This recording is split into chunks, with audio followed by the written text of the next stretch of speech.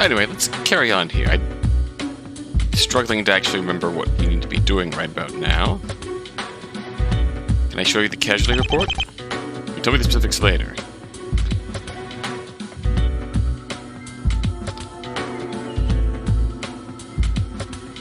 We're going somewhere.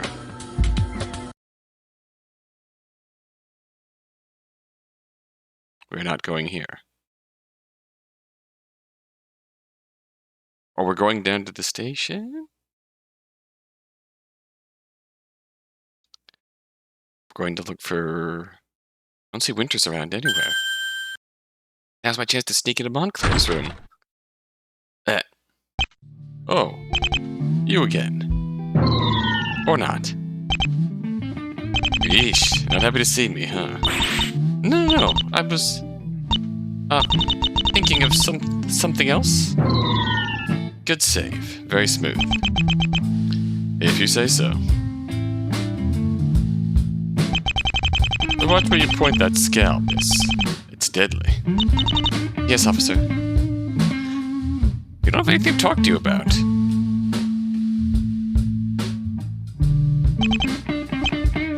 Running out of daylight, as busy as he was before. Weather report? Hey, is that my weather report? Yep. What info do you want to trade for it? What do you want to know? About the case against my client? Sure. Won't go into excessive detail, though. Since, I mean, you, me, and everyone else in this city knows what the weather was like. I guess that's fair.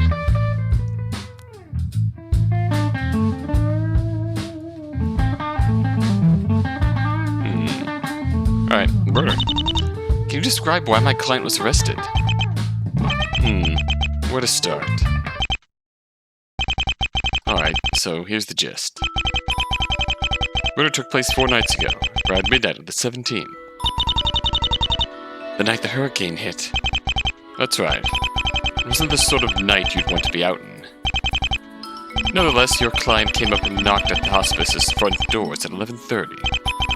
Now at this point, the rain was coming down hard. The nurse who let him in told us that he claimed he was driving in from out of town. Decided it was too risky to keep driving in the storm. That's a perfectly acceptable reason for coming here.